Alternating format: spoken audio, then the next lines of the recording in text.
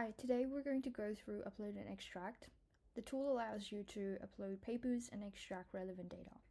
First, I'm going to start off with just uploading some research papers. So now it's uploading 4 files that I've chosen to extract relevant information from. Once they've been uploaded, you can now define your extraction fields. I'm going to start off with study info.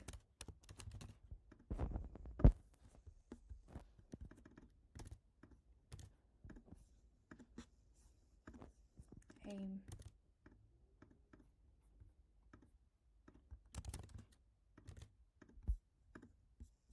You can add as many fields as you like.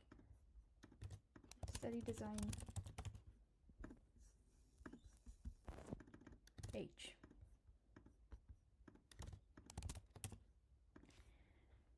Once you have all your papers uploaded and all your extraction fields, you can start extracting. But before extraction, you can always remove a paper or an extraction field in case you don't want to extract that right away.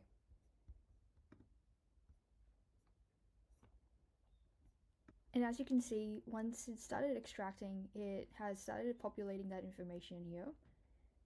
It streams the information as it gets added in real time.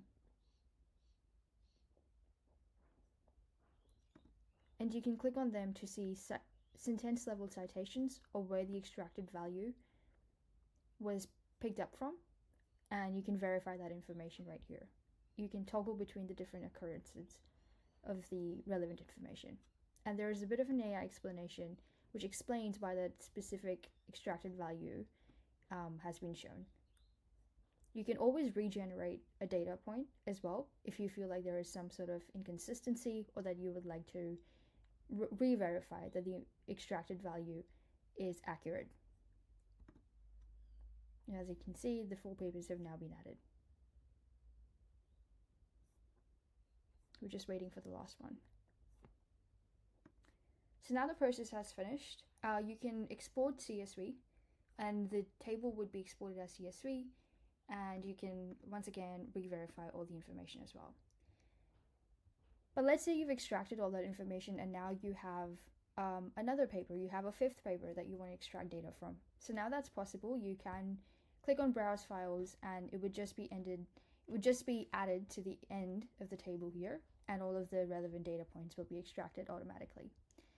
You can add as many papers as you like and then click on extract data to start extracting. The same for extraction fields. You can add new fields, let's say gender.